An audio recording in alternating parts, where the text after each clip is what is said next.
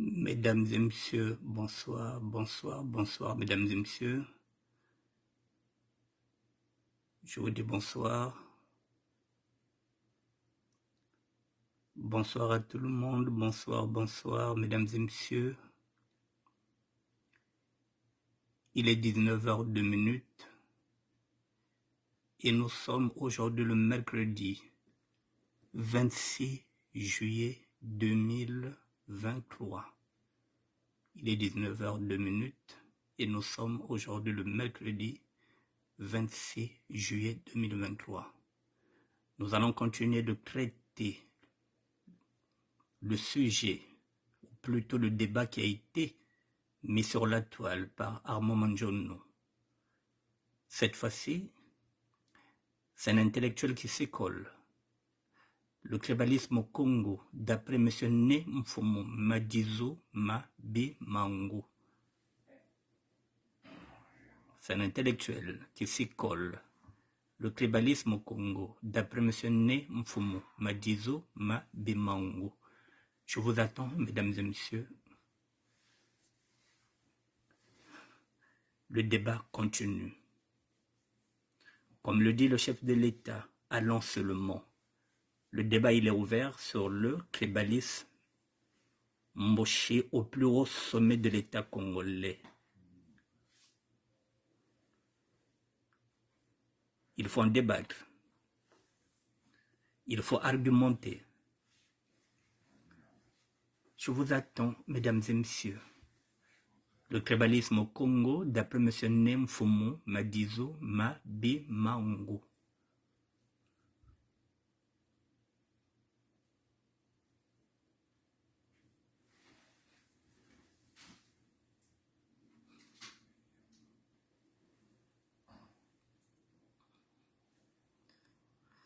J'attends que vous me faites signe. Si vous êtes connecté, faites-moi signe.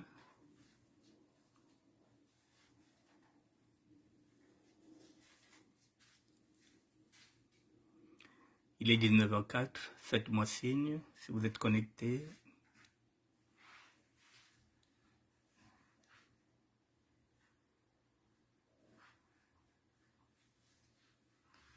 Bonsoir, bonsoir.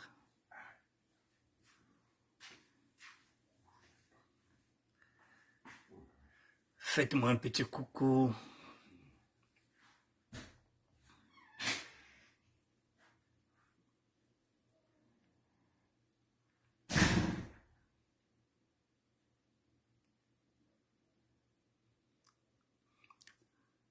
Rebonsoir, bonsoir, mesdames et messieurs, je vous attends. Rebonsoir, bonsoir, je vous attends, mesdames et messieurs.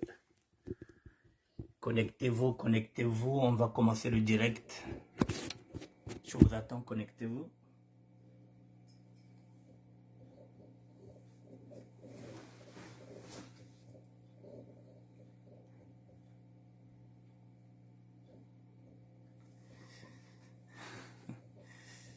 J'attends que vous me faites signe, mesdames et messieurs, pour voir si vous êtes réellement connectés.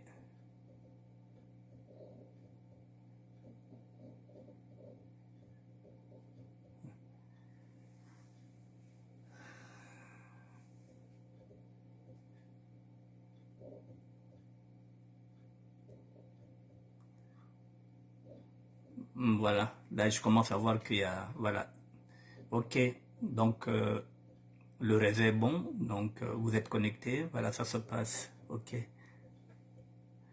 Je vous attends encore quelques minutes, mesdames et messieurs. Voilà, nous allons continuer sur le débat qui a été lancé par Armand Manjono Lonzoïsme sur le tribalisme Moshi au plus haut sommet de l'État congolais. Voilà, mesdames et messieurs, cette fois-ci, c'est un intellectuel qui s'y colle. Voilà, le tribalisme au Congo, d'après M. Nemfumo Madizo Mabimangu.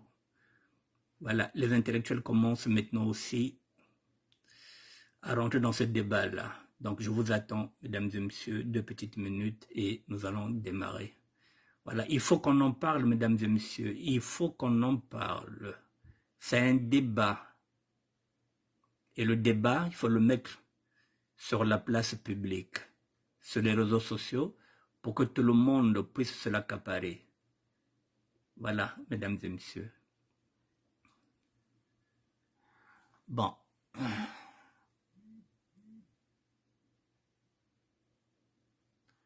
Ok. Bon, mesdames et messieurs, je vous dis bonsoir pour une énième fois. Le débat qui a été lancé, qui a été initié par Armand Manjono, l'onzoïsme, est en train de faire des émules, tout simplement parce qu'il y a certaines personnes qui commencent à prendre au sérieux ce débat, qu'il faut le poser, parce que le tribalisme mboshi existe bel et bien.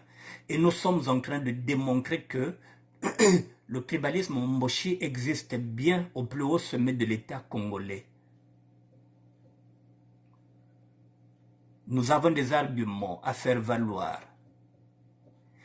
Et là, nous avons un intellectuel.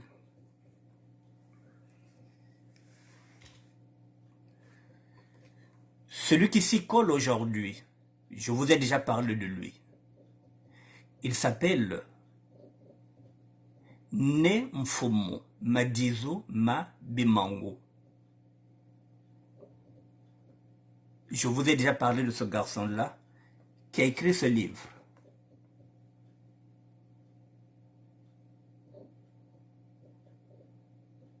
C'est ce garçon-là qui a écrit ce livre-là que je vous présente. La reconstruction du Congo-Brazzaville, la synthèse. Edgar Nemfumo, consultant en informatique auprès de grandes structures de la finance de la place parisienne, docteur ES Sciences informatiques de l'Université Paris, Dauphine et l'INREA. Membre de la direction du mouvement congolais pour la démocratie et le développement intégral, MCDDI, cofondateur de l'ERDOM France, président de l'association œuvres culturelles congolais AOCC. Celui-là, c'est l'intellectuel, mesdames et messieurs, voilà, qui a déjà écrit un livre, La reconstruction du Congo-Brazzaville. Point de vue, édition L'Harmattan. Ça y est là. Edgar Mfumu, il est là. Celui qui a traité ce sujet-là. Le tribalisme au Congo, d'après M. Nemfumu. Voilà, donc aujourd'hui nous avons un intellectuel qui s'y colle. Je vais compléter pour vous dire qui est Monsieur Nemfumu Madizo.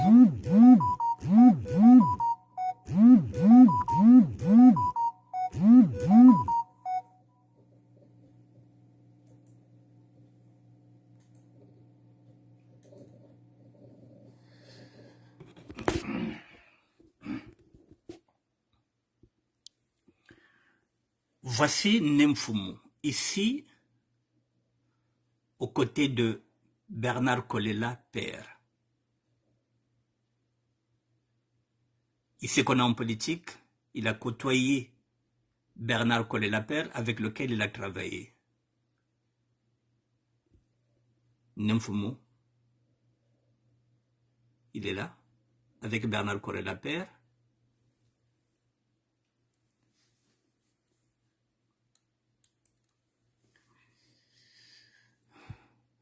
Alternative congolaise pour une transition d'État,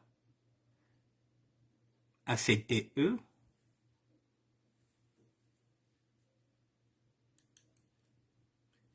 Nemfumu ici avec Bernard Kolela. Donc il a travaillé avec le vieux Bernard Kolela. Bon.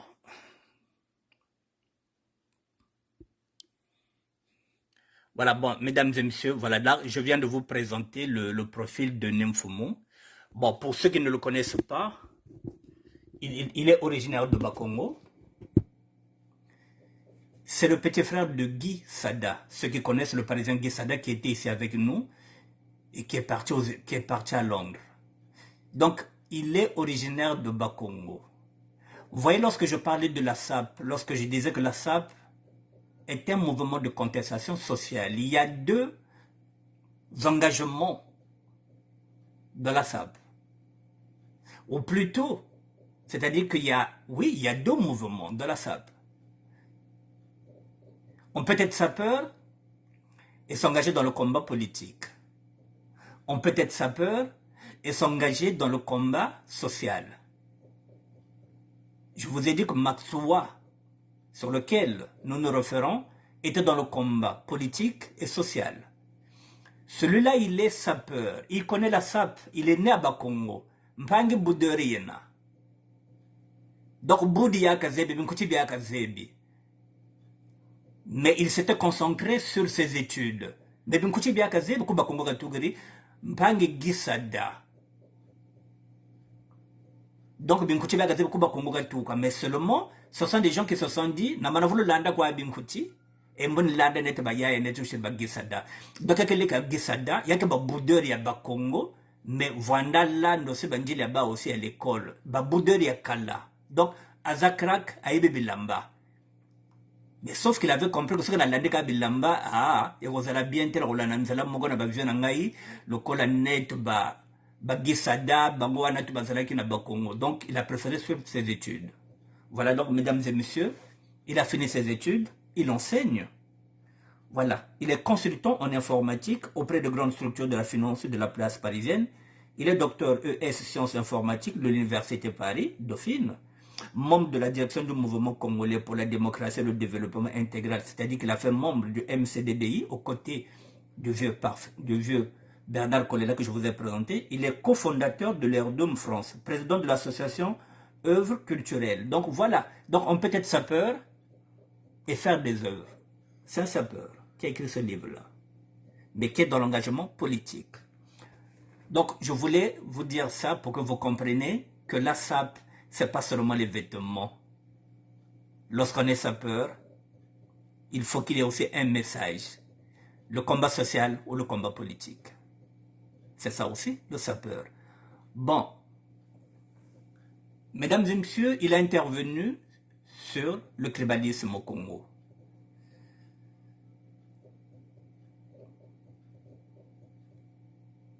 Au lieu de vous lire la lettre, nous l'avons mis en audio.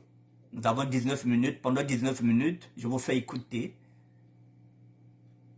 ce que pense du tribalisme M. Nemfomo Madizo Mabimango.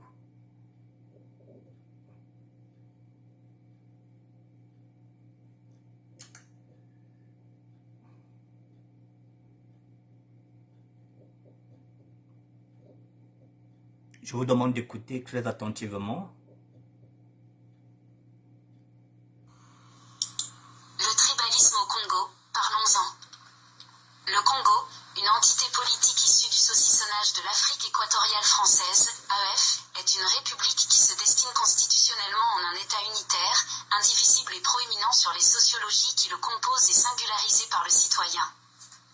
Proéminent dans le sens où les différentes cultures, identités et religions traditionnelles sont écrasées par une rationalité englobante définie et modélisée à partir des paradigmes empruntés. Sauf qu'à l'inverse de cet idéal, la citoyenneté a du mal à imprégner les pratiques des pouvoirs publics dès lors où les actes et les faits institutionnels discriminent plus qu'ils ne favorisent la justice et l'égalité de droit.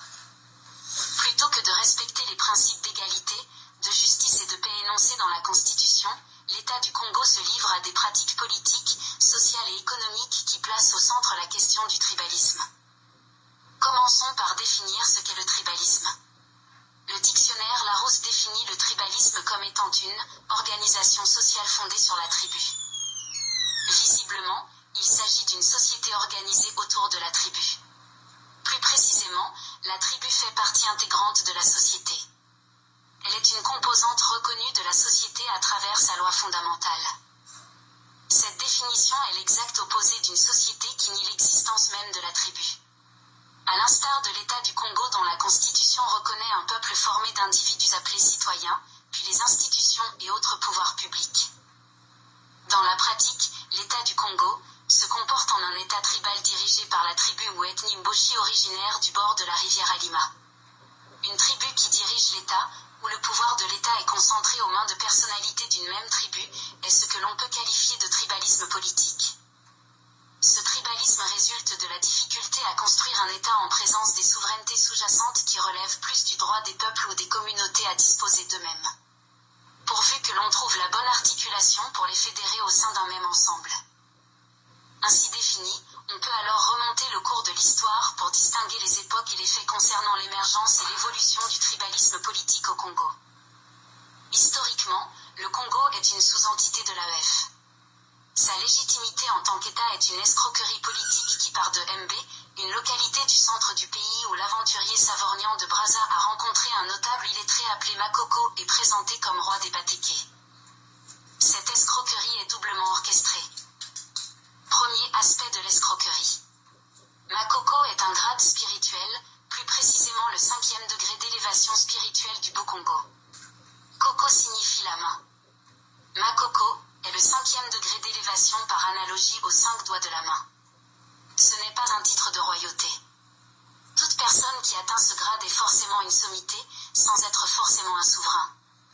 Le Beau-Congo étant la spiritualité authentique du royaume du Congo, il y avait plusieurs Makoko dans le royaume. Makoko est un mot Congo qui fait référence aux 5 doigts de la main. S'il devait exister une sémantique linguistique téké, une autre explication dans la culture téké, ce ne serait pas celle-là. Je doute fort qu'il en existe par ailleurs. Le mot Makoko est étymologiquement Kikongo. Deuxième aspect de l'escroquerie. Le royaume téké n'a jamais existé dans l'espace territorial couvert par l'AEF et Mb n'était pas une capitale politique. Raison pour laquelle les falsificateurs de l'histoire restent incapables à ce jour de fixer les limites territoriales de ce prétendu royaume, de présenter sa monnaie, ni d'exhiber son emblème. Par ailleurs, les Téké auraient-ils été les seules populations de ce royaume? Et pourquoi son influence n'a-t-elle pas impacté le nord plus proche de Mb que la partie sud? D'autre part, cette rencontre Makoko de Brazza ne pouvait aboutir sur aucun traité valable pour plusieurs raisons. La barrière de la langue. Le compagnon de Brazza est un Sénégalais appelé Malamine, un étranger au groupe Téké, et par ricochet ne pouvait servir d'interprète. Makoko étant lui aussi analphabète vis-à-vis de la langue française. Il ne pouvait comprendre la ruse de Brazza, ses intentions dissimulées.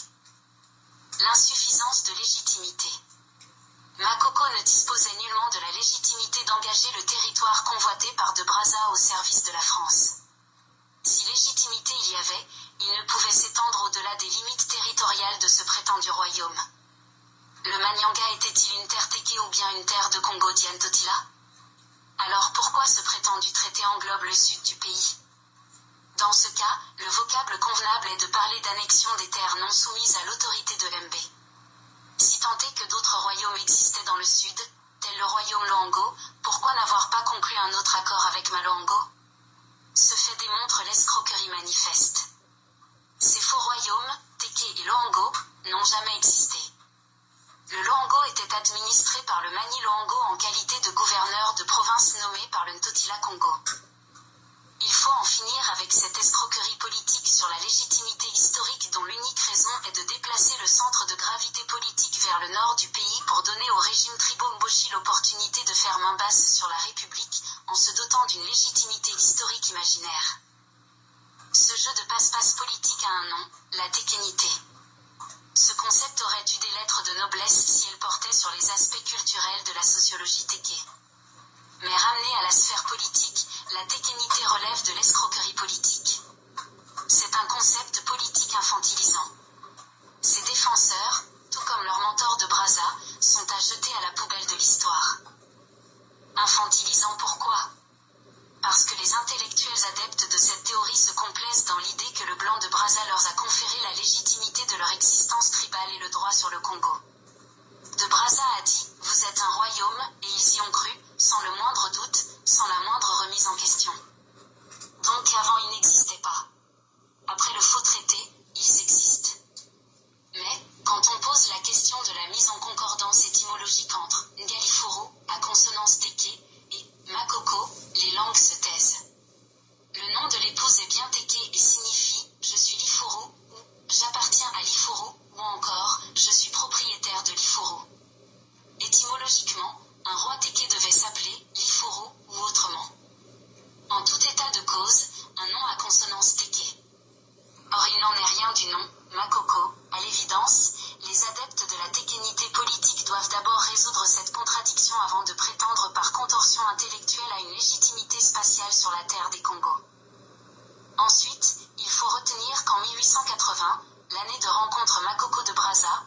qu'après l'esclavage, il n'existait ni royaume ni empire en Afrique. Par quelle magie le prétendu royaume Téké avait-il survécu à la déstructurante campagne esclavagiste pendant que partout sur le continent les pouvoirs politiques autochtones souverains étaient dissous?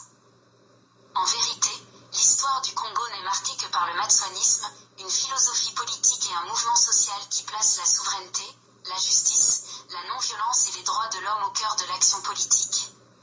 Lorsqu'il a fallu revendiquer l'indépendance du Congo, défendre les droits humains au bénéfice de toutes les sociologies du Congo et de l'espace AEF, seuls les matswanistes étaient debout pour affronter le colon français. Aujourd'hui le Congo libre est devenu la proie des tribus prédatrices sans éthique, sans moralité, et sans vision politique de libération de l'homme africain soumis à l'impérialisme occidental. Au contraire, les endocolons s'emploient à maintenir la chape de plomb sur l'Afrique en s'emparant des États pour pérenniser l'œuvre coloniale décadente. Après ce rappel historique quelque peu laborieux, on peut éplucher le tribalisme politique au Congo. On a déjà défini le tribalisme comme une organisation sociale fondée sur la tribu. Cette définition place le concept à un niveau élevé de la société qui elle-même est régie par l'État. Une société ou un État tribaliste sous-entend implicitement l'existence des souverainetés sous-jacentes intégrées dans l'État. C'est-à-dire des entités plus ou moins autonomes, en l'occurrence des tribus, reconnues par la Constitution. Si tel était le cas au Congo, la réalité actuelle passerait pour normale. Elle n'est pas une normalité parce que, d'une part, l'État dirigé par un exécutif aux mains des originaires Mboshi viole conceptuellement les principes fondamentaux de la Constitution. D'autre part, les actes de discrimination et les injustices sociales infligées aux originaires d'autres tribus, soit individuellement ou collectivement, soit par localités entières, expriment l'iniquité entre citoyens. Ce tribalisme politique est nauséabond d'en parler. Mais lorsqu'on en est victime, il est difficile de se taire. Et le dénoncer est une manière de le conjurer. Analysons les faits historiques en partant de 1945. L'année 1945 marque la naissance de la classe politique congolaise avec l'élection des premiers représentants de l'Assemblée constituante du Moyen Congo. Ces élus étaient des opportunistes du fait que la grosse vague des électeurs, les matswanistes menés par l'Amicale, l'association des originaires de l'AEF fondée par André Grenard-Matswa le 17 juillet 1926 à Paris, arborait une stratégie de contestation. Précisément, en plus du boycott, ils participaient au vote en présentant en liste un leader déclaré mort. Évidemment, le vote Matswa arrivait en tête mais était invalidé et c'est le second qui était déclaré élu. Par conséquent, l'Amicale ne siège pas à l'Assemblée constituante du Moyen Congo, faisant le lit des opportunistes, tel Félix Tshisekedi qui en profita en créant ensuite le PPC. Cette attitude persista jusqu'à l'arrivée de l'UDDIA dans l'arène politique en 1956. En 1947 ont lieu les premières élections pour l'Assemblée territoriale du Moyen Congo. À l'issue de ce scrutin, le PPC et le SFIO, qui deviendra plus tard le MSA, le Jacobango se partagent les sièges à l'Assemblée. De 1945 à 1955, la vie politique semble à l'abri des actes tribaux. Le gouvernement du Moyen Congo est dirigé par Paul Chauvet. L'échiquier politique devient agité avec l'entrée en scène de la formation UDDIA qui change la donne politique en adoptant une stratégie qui va éclipser tour à tour l'Amicale et les partis politiques opportunistes. 2 janvier 1956, après des élections serrées, l'UDDIA rentre à l'Assemblée territoriale, faisant jeu égal avec le PPC et le MSA. Son leader, l'abbé Fulbert Yolo est élu maire de Brazzaville, le premier maire africain de l'AEF aux premières élections municipales du 18 novembre 1956. 31 mars 1957, élection pour l'Assemblée territoriale, l'UDDIA talonne d'une voix le MSA, 22 contre 23, qui obtient la majorité. À la suite de cette victoire du MSA, Jacobango devient le vice-président du Conseil de gouvernement du Moyen Congo. Dans le même temps, le clivage politique nord-sud se précise du fait de la débâcle du PPC ingéré par l'UDDIA. L'abbé Fulbert Yolo obtient le poste ministre de l'Agriculture dans le gouvernement de coalition qui dirige le pays. Septembre 1957, le député du Niari Georges Yambo quitte le MSA et rallie l'UDDIA selon ses mots par conviction politique. Malgré ce changement de majorité, le gouverneur de Rio, chef du territoire du Moyen Congo, et le vice-président Opango résistent à convoquer l'Assemblée comme l'exige la nouvelle majorité. Il reste en place. 5 mai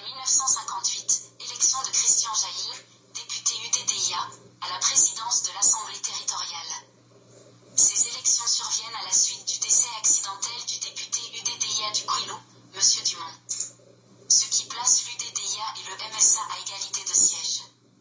Mais l'UDDIA prend l'avantage sur le MSA du fait que le député MSA de la Likola Mosaka, M. Henri Itoa, vote contre son parti en raison d'un conflit personnel qui l'opposait à son collègue Maurice Leyegaboka du même parti. 6 juillet 1958, l'UDDIA sort vainqueur des élections législatives partielles. Il conforte sa majorité à l'Assemblée et confirme son implantation dans le pays, devenant ainsi le premier parti du Congo. Devant ce succès, il revendique dans la foulée la présidence du gouvernement qui mettra quelques mois avant d'aboutir. 28 novembre 1958, après le référendum de Gaulle pour l'entrée dans la communauté française, l'abbé Fulbert Yolo devient le chef du gouvernement de la République du Congo, plus d'un an après la défection du député Georges Yambo et 5 mois après avoir conquis légalement sa majorité législative. C'est au cours de la même séance de l'Assemblée que se décident les nouvelles institutions du pays, et la capitale politique transférée à Brazzaville. 15 août 1960, proclamation de l'indépendance et institution de la République du Congo. L'abbé Fulbert Yolo accède à la présidence de la République et devient le premier président du Congo. Cette chronologie montre que l'abbé Fulbert Yolo a gravi les marches politiques en toute légalité. Les soupçons de coup d'État qui lui sont attribués par les tenants du pouvoir au bout du fusil sont des élucubrations visant à l'abaisser au niveau du déshonneur et de l'indignité qui les caractérisent. Les mêmes qui cherchaient à buter le député Yambo pour avoir raillé légalement l'UDDIA ont créé l'agitation en réclamant des élections dès le début de l'année 1959, soit à peine 2 mois après l'accession de Yolo à la primature. Ces partisans du duo Opango-Kikongan-Got, mécontents de ne pas obtenir satisfaction du projet fédéral AF porté par le leader de la Centrafrique Boganda, et l'inorganisation de nouvelles élections, se sont illustrés en février 1959 en provoquant des émeutes dans les nordistes, c'est-à-dire les partisans politiques du pouvoir par les armes, se victimisent pour justifier leurs actes tribalistes qui jonchent la vie politique du Congo depuis cette date. Cependant, on remarque l'évolution du narratif sur le tribalisme politique qui a atteint son paroxysme avec le règne du PCT. En effet, sous l'autorité du gouverneur colonial du Moyen-Congo, M. Dumont, les crises politiques étaient circonscrites à l'Assemblée territoriale et les échauffourées étaient attribuées aux partisans des formations politiques. Tant que la primature fut assurée par un gouverneur colonial et Opango à la vice-présidence, les crises politiques et les troubles sociaux étaient sans connotation tribaliste. Mais dès lors que Fulbert Yolo accéda à la primature, le narratif changea de formulation en devenant un clivage nord-sud. Plus singulièrement, un conflit Larimboshi. Ce changement de narratif montre que le Congo, à l'instar du Moyen-Congo, répulse la présence congolari dans l'arène politique. Toute formation politique dépositaire de l'idéal matsoniste est combattue avec violence par les autres formations politiques qui s'unissent pour la circonstance, pourvu que le matsonisme soit hors jeu. Les cas de l'UDDIA et du MCDDI illustrent cette exclusion. Cet isolement politique poussé à l'extrême conduit le pays à des drames humains et aux réflexes identitaires d'exclusion et d'accaparement qui retardent la construction d'un État-nation. Parce que Matswa est congolari, donc les matswanistes sont en majorité des congolari, donc des originaires du pôle. Cette vue réductrice indexe le pôle comme cible de toutes les attaques. L'histoire des congolari se confond avec l'histoire du Congo. Peu de Congolais la connaissent, parce que le PCT l'a totalement occultée. Il n'est pas étonnant de voir la Tékénité vouloir profiter de cette ignorance à dessein. Les faits saillants du tribalisme politique Mboshi au Congo sont innombrables. On peut citer l'épuration ethnique des cadres congolari dans l'armée et l'administration publique commencée en 1972 et ayant entraîné une déferlante Mboshi continue dans la fonction publique. L'infiltration des mercenaires Zanzimba au pôle par le PCT pour y semer la mort en 1974 à 75. La formation accélérée des originaires du Nord par le PCT à travers la campagne du Yakanokinoki. Le triple assassinat de Marien Ngouabi Massamba de bas le cardinal Bieyenda accompagné du message radio-télé diffusé, Bakongo Babomi Marien. Le procès politique sur l'assassinat de Ngouabi et la diatribe tribale du procureur général en ces termes, Ganzion prospère, Abba Ganzion, tout ça ce sont les Batékés, vous voulez aussi le pouvoir. Le pillage des quartiers sud de Brazzaville en octobre 1997 ordonné par le pouvoir putschiste. La rafle du Beach en mai 1999 des réfugiés congolari en provenance de Kinshasa. la destruction des biens et l'abattage des arbres fruitiers en 1998 à 99, pensée, organisée suivant les opérations Colombin, Colombe 2 et Mouebara. L'implantation en 1999 dans le pôle d'une rébellion pour servir d'alibi et y perpétrer périodiquement des massacres par l'armée installant un siège permanent. La priorité à la cuvette dans la construction des infrastructures, aéroports, hôpitaux, routes. L'élimination physique de Guy Brice par Fekolela en pleine campagne présidentielle de 2021. La cession des terres Congo au Rwanda pour prépositionner des mercenaires et assurer la succession monarchique. Le prélude est l'empoisonnement des eaux dans le Niari en ce mois de juillet 2023. Autant d'actes de violence politique tribale insupportables. C'est cette avalanche de méfaits qui angoisse certains apparatchiks au point de s'inquiéter sur l'avenir des Mboshi. Pour conclure, rappelons que le particularisme tribal Mboshi est étroitement lié à l'implantation en terre Congo des individus importés par la colonisation française. Ces individus ont pénétré les sociologies du nord du Congo, particulièrement l'ethnie Mboshi qui s'est laissée embarquer dans les aventures sanglantes et les actes tribalistes du plan Toyo. Ces individus étrangers à la culture bantoue cultivent l'antagonisme destructeur contre le Congo. L'expression d'une ingratitude sans nom sur la terre d'accueil. Du fait de leur servitude assurée à l'impérialisme occidental, ils ne savent plus où se situer dans cette nouvelle donne géopolitique où leur maître l'Occident s'affaiblit. Dans un pays autant martyrisé, tribalisé sans répit, le changement inquiète. Ces barrières psychologiques, sur plus d'un demi-siècle d'existence du Congo, rendent infructueuse l'instauration d'un État-nation digne et respectable par tous. Neem Fumu Matisuma Bimango. Juillet 2023, Paris, France. Voilà, mesdames et messieurs, excusez-moi. Mesdames et messieurs, vous avez entendu l'exposé de M. Ne Mfumo Madizu Ma Bimango. Je vais vous mettre cette lettre-là qu'il a écrite, ce poste. Dès que je terminerai, je vous mettrai ça. Ne quittez pas, je vais déjà aller chercher ça. Voilà, donc comme ça vous allez comprendre toute l'historique lorsque nous disons que le tribalisme Mboshi existe bel et bien. Eh bien, il est là. Il est là. Voilà.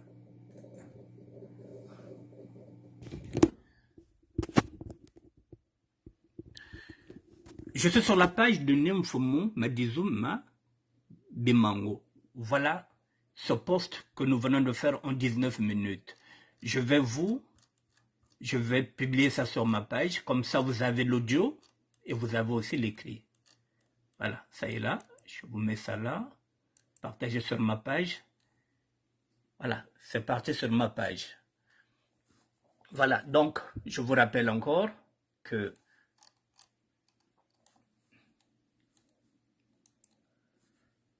le voici ici avec Bernard Collet-Lapère. Donc là, nous avons un intellectuel qui nous interpelle.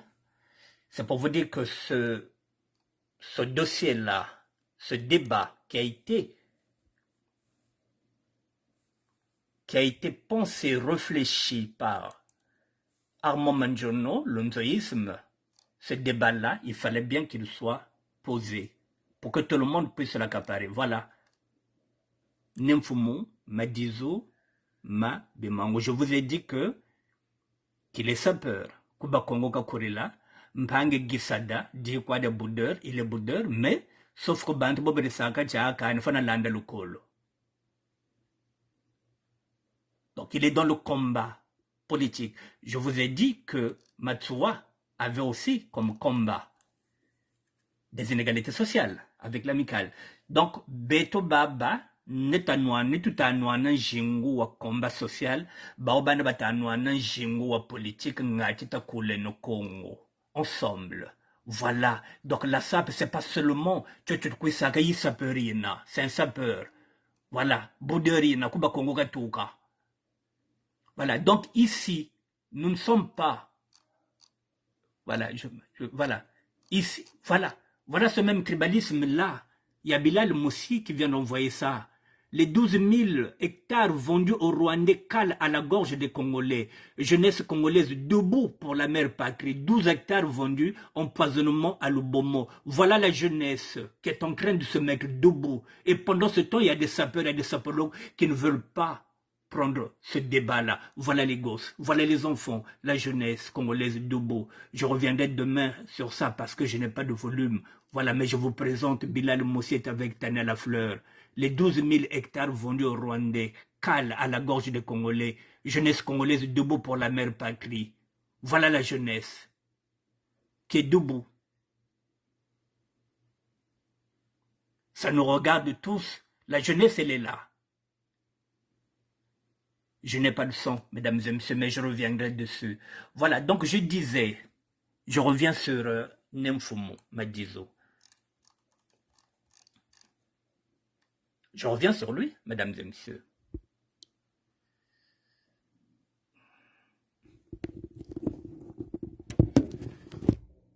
Vous voyez, on peut être sapeur et continuer ses études. La reconstruction du Congo-Brazzaville, la synthèse. Avec ces livres, c'est pratiquement un programme national. Sapeurs de Bas-Congo qui enseignent aujourd'hui et qui se dit que ce débat-là est intéressant, il faudrait qu'ils s'invitent.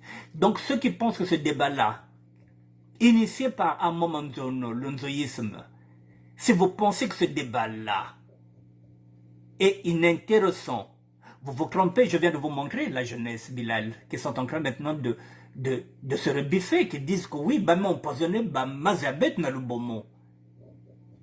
Alors, mesdames et messieurs, on vient de tout citer. Maintenant, moi, je ne suis pas intellectuel. Je vais ramener le débat en tant que citoyen lambda. Mesdames et messieurs, ce tribalisme-là, on l'a vu lors de la campagne de 2021. Encore un haut dignitaire Moshi, en la personne de Firmin Aïssa, Bokomela Maïna Kana. Tata Lobozoyokate, Mama Lobozoyokate, c'est-à-dire que les Moshi ont même empêché Guy Brice par ce collet-là, jusqu'à l'éliminer, parce qu'il était candidat. Parce qu'Azalagi Mokongo Azalagi na droite, c'est-à-dire que si tu n'es pas avec eux, tu n'as pas le droit de te présenter à l'élection. Ça, c'était ce qu'on appelle, comment ça appelle ça? C'est-à-dire que c'était un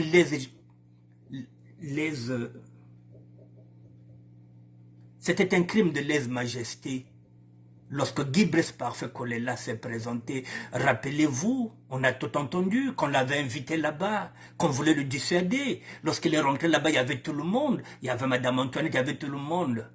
Il ne fallait pas se présenter. Il fallait laisser toujours, bouffer avec eux, être avec eux, continuer.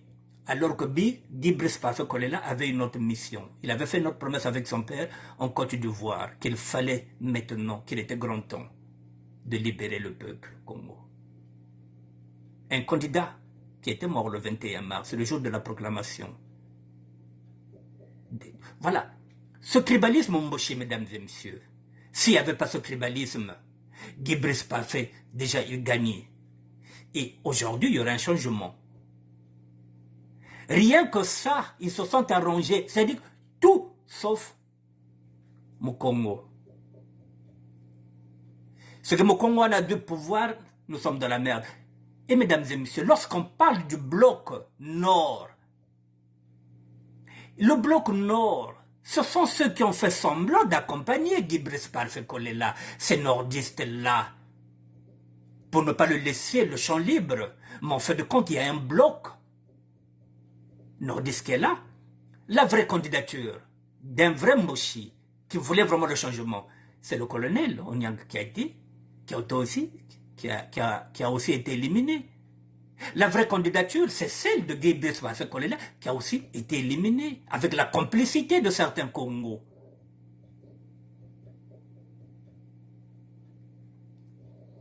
Et alors, en 2016, mais c'est pareil, Moukoko qui sort de nulle part, qui n'a pas de parti qui vient se présenter tout simplement pour le bloc nord, pour empêcher que Guy Brice Parfait Kolela puisse rassembler tous les sudistes. Aujourd'hui, Mokoko, c'est un prisonnier volontaire. Ce n'était pas une candidature. C'était pour empêcher que Mokongo doit pouvoir en 2016. Il fallait l'empêcher. Le général Mokoko est venu faire ce qu'on appelle une diversion.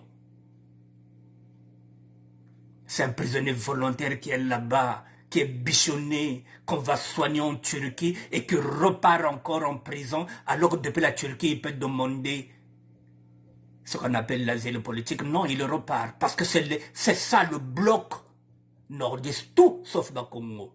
Donc si ça ne gagnait pas, ça allait être Mokoko. Pourvu que le pouvoir reste au nord, il fallait empêcher Bernard Kolela en 2016. Voilà où nous en sommes, mesdames et messieurs. Et là, ils sont en train de nous préparer encore un autre scénario. D'ici quelques années, on va amnistier Mokoko et qui sortira comme... voilà, comme Messie.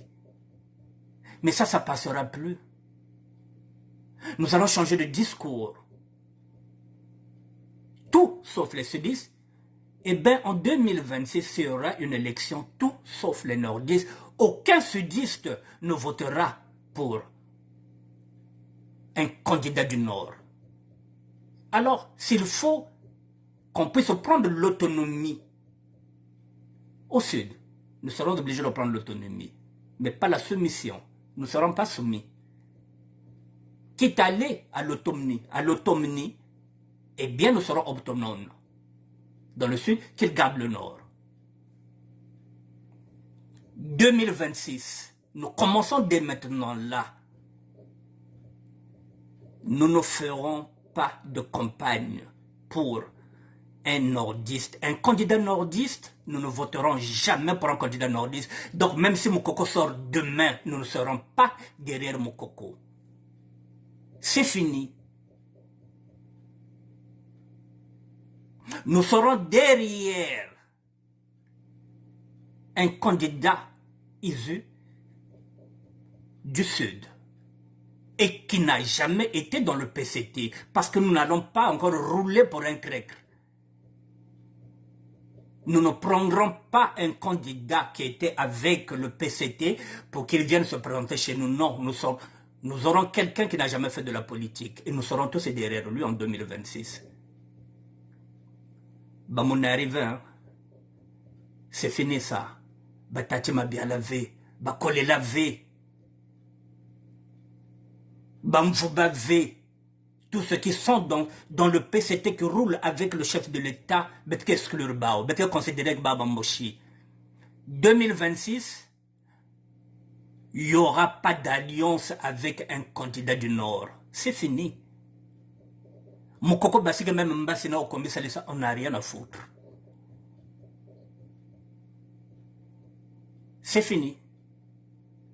Comme Bekina Bozoba, ah, Mokoko Basike, ah, le général du peuple, non. Je vous l'ai déjà dit. En Guinée-Conakry, c'est un colonel qui est venu libérer son peuple. Au Mali, c'est un colonel qui a libéré le peuple. Ici au Congo-Brazzaville, c'est le peuple qui veut libérer un général. C'est n'importe quoi. Non, le peuple congolais est en train de demander la libération de son général. Alors que là-bas, ce sont les colonels qui ont libéré le peuple. Ah, on va vingila que bet nouana, bet basse mokoko. N'inkia yand. Yan vande kuna. N'inkia yand. La page Mokoko est tournée, mesdames et messieurs. Tous les nordistes. Alors même si en 2021, on avait vu l'alliance, comment on appelle, le défunt président Guy Brice Parfait Kolela qui avait fait une alliance avec Jean-Jacques Yombi et avec Destin Gavé, c'est fini. C'est fini. Bazalion, c'est une voix de Diakvé, oncle Betnaba Nordis, c'est fini. En 2021, c'est deux blocs. Le Sud présentera un candidat et nous serons tous derrière ce candidat-là. pas d'alliance avec les nordistes. Il y a maintenant 2 blocs. Et c'est bas levé, mais demander autonomie à Beto. Parce qu'on n'a pas le choix. On n'a pas le choix. Le tribalisme Mboshi, il est trop au haut sommet de l'État congolais. Et là encore, c'est un intellectuel qui vient de mettre ça en lumière. Qui va dire que ce tribalisme-là n'existe pas. Toutes ces catastrophes-là qui se passent là chez nous, c'est du poison. Mais pendant ce temps, le Nord, nous sommes en train de faire des émissions sur le tribalisme.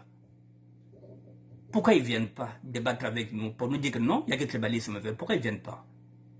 C'est un débat. C'est un débat.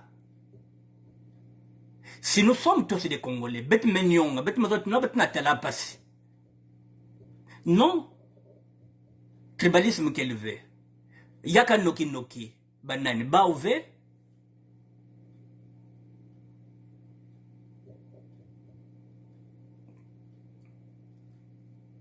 Qui va dire que ce tribalisme-là n'existe pas? Mesdames et messieurs, ce qui me dérange, je vous ai montré celui-là, il est sapeur, mais ça l'a basé étudiant. Le combat politique, le combat pour les inégalités sociales. Où sont les sapeurs? Mais comment se fait-il que je suis seul, moi, sapeur? Comment les sapeurs n'arrivent pas à comprendre que la SAP est avant tout un mouvement de contestation sociale? On vient encore de rappeler ça ici, que Matsua avait, l'association. Parce que Benekenaba Hôtel, Benekenaba Auberge, vous ne pensez qu'à vous vaincre.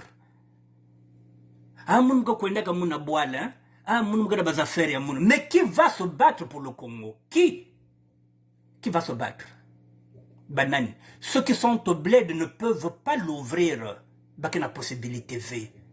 Ils n'ont pas la possibilité de s'exprimer comme nous avons la possibilité. C'est à nous de parler à leur place. Nous savons qu'ils galèrent. Mesdames et messieurs, même à force d'envoyer les Western Union, on n'arrive plus.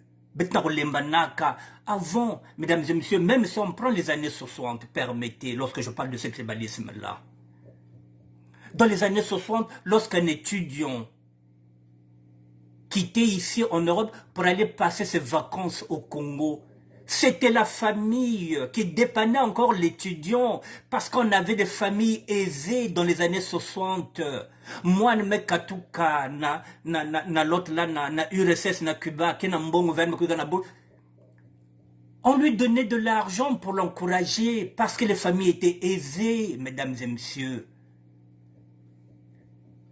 Dans les années 60, on ne demandait rien à l'étudiant. Au contraire, on lui donnait pour l'encourager, pour terminer ses études. On s'occupait de l'étudiant. Dans les années 80, c'est maintenant nous, les aventuriers. Lorsqu'on part na retour à Beto, il y avait un tour à Beto, maintenant on s'occupait de la famille à Beto. On leur laissait nos vélomoteurs, 41S, Solex, Beto vanda fungul petit à Beto, kiosque, ban kolenga mapa, côté beurre, côté pâté. Beto vanda pesa mbongo, sal kiosque, tek cigarette. On a amené les bus, on a amené les taxis. Et pendant ce temps, lorsqu'on était là, si c'était pendant les vacances, on profitait de préparer les rentrées scolaires. Il y avait famille à Beto pour soulager nos parents. Parce que de 60, comme je dis, il y avait des familles aisées. Quand on arrive dans les années 80, Beto Mokumba aventurier, nous sommes venus en France. Donc il fallait soulager mes parents à Beto. Parce que les autres, on leur avait acheté des... Papa kaketeka balupang, on a coupé ce bête. Mais Nicolas, artiste, musicien, Makai, arrêté à Dolisie pour avoir dénoncé les zones d'ombre de l'épidémie qui fracasse les populations. Voilà, là, mais Nicolas nous donne encore une information, qui est un artiste musicien, Makai, qui a été arrêté à Dolisie pour avoir dénoncé les zones ombres de l'épidémie qui fracasse les populations. Voilà, donc, Bois la bête vendait bien dans les années 80. Je l'ai dit, nous lorsqu'on partait là-bas, on vendait les vêtements parfois, mais parfois le même jour, il y a 600 €, 400 000 en une journée, parce qu'il y avait le pouvoir d'achat. Aujourd'hui, il n'y en a pas. Les mochis ont tout pris. Les hommes d'affaires, ce sont les mochis. Les militaires maintenant ont plus d'argent que les commerçants. Il n'y en a plus de commerçants. Il y a à peine peut-être 2 Mebikana, Bamiambanzila. Mais il n'y en a plus. Baprof Akediakeve.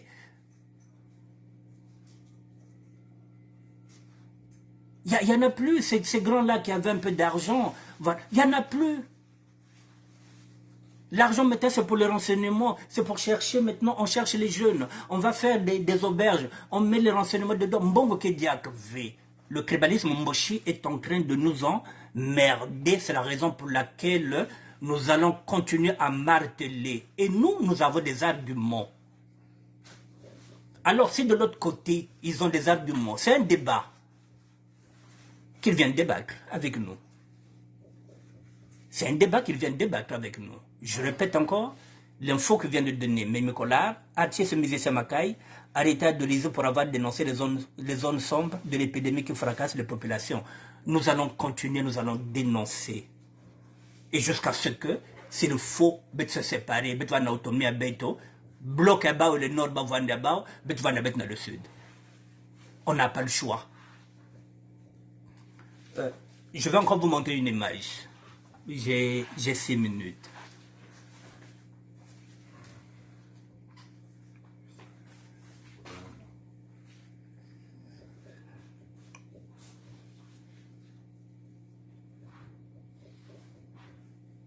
Ça permet de voir mieux. Niveau Zanda. Un homme qui connaît comme on boit là, bon, bet baya qui n'a pas hypothéqué que. Bah, chance à bet au coin à boire là.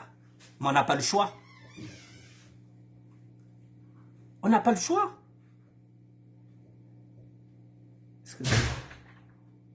On n'a pas le choix. Bentala. Ça, je vais vous mettre ça. Pardon.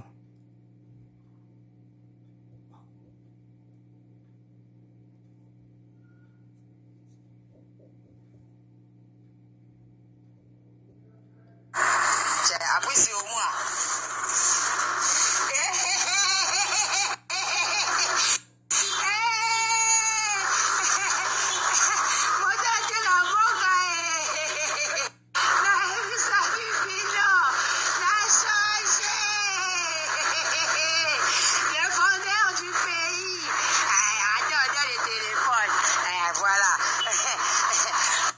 On reprend. Après, c'est au moins.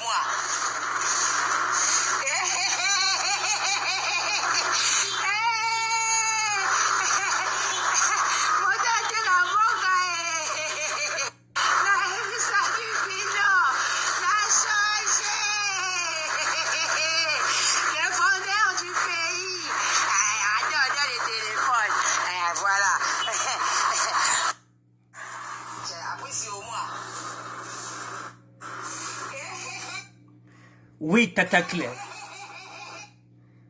Même Baouna Bois, le moteur a été Kakamboka, le vendeur du pays. Tata Claire, mes habits se baignent, le moteur a été Kakamboka, Bametula na t-shirt. Le vendeur du pays, Ben Meta, le vendeur du pays. Même Tata Claire qui est à Pointe-Noire est en train de prendre les risques. Ben Meta le t-shirt, vous avez vu le t-shirt, non? Moto a été Kakamboka, le vendeur du pays. Et nous qui sommes en France, nous allons laisser des femmes comme Tata Claire seules dénoncer ça. Et la Pointe-Noire, elle peut se faire des problèmes, elle peut se faire des ennuis. Nous qui sommes ici, qui avons la possibilité de dénoncer, c'est à nous de dénoncer. Il ne faut pas attendre ceux qui sont au bled. Nous connaissons la réalité du bled. Tata Claire, vous l'avez entendu, non? Mota Tekakamboka, le vendeur du pays. Vous voyez? C'est-à-dire qu'il ne fait plus l'unanimité. Donc, maintenant, tu passe Mota Tekakamboka, le vendeur du pays, vous l'avez vu. Tata Claire, je vais vous mettre ça tout à l'heure. sur ma page. Je vais tous les aussi la story, pour bien comprendre que, voilà, sapeur yai, na sapologue, niveau zanda, kuwa, leben go kwana na boala, bambosheke maltraité que beno. Mais ben kuzo zonzi yao. Venez mettre les doléances. T'attaques les de ton crâne de le faire. Et la pente noire. À visage découvert.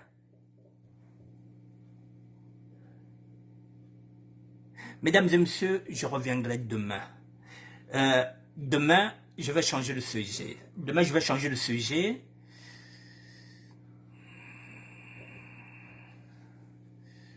J'ai été interpellé pour que j'intervienne demain sur la cagnotte de Lydia la Congolia, la reine mère. Donc demain, je vais changer le sujet. Demain, je n'aborderai pas le sujet du tribalisme Mboshi. Demain, je reviendrai sur la cagnotte de Lydia. Parce que j'ai été interpellé aujourd'hui par un serviteur de Dieu, l'évangéliste japonais Moujapo, qui m'a appelé cet après-midi, qui m'a dit, grand frère, donc, essaie un peu de prendre la parole, comme ça tu pourras t'adresser à beaucoup de personnes. Ngache samedi tabeno ko veiller tanateno 1 euro, ta koche seno mvumbi yo ya nani bibi ya Lydia. Comme ça bet vukana bet van mingi ngesala appel. Tozale belé, to sangisa na kacha kanyoto wana pour que Lydia la congolaise azalantere na poto. Donc demain, voilà, c'est un serviteur de Dieu, celui qui vient de m'interpeller, japonais, moi Japon. Voilà, donc je suis obligé d'écouter. Voilà, Dieu passe par d'autres personnes pour nous interpeller, pour nous donner des messages. Je ne voulais même plus parler de ce sujet-là. Mais quand c'est un homme de Dieu qui vous interpelle, qui vous dit que j'ai un message, vous êtes obligé de le faire. Donc demain, je serai en direct. Mais demain, je reviendrai sur la cagnotte, de Lydia la Congolaise. Ne quittez pas. Avec vous, je vais regarder. Excusez-moi. Je vais rentrer chez mon cacha.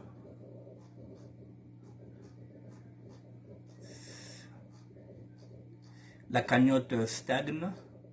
Elle n'avance pas. Et samedi à la veillée. On a besoin de tout le monde. Donc il va falloir rassembler. Il faut rassembler.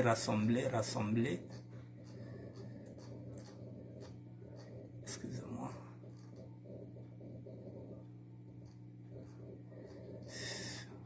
C'est pas évident. Nous sommes tellement sollicités. Il y a beaucoup de veillées. Bon.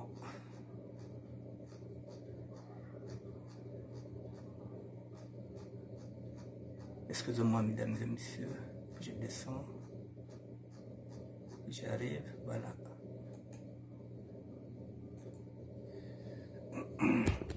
On va découvrir ensemble hein, la cagnotte, il y a combien? Bon, la cagnotte est là. Pardon, excusez-moi.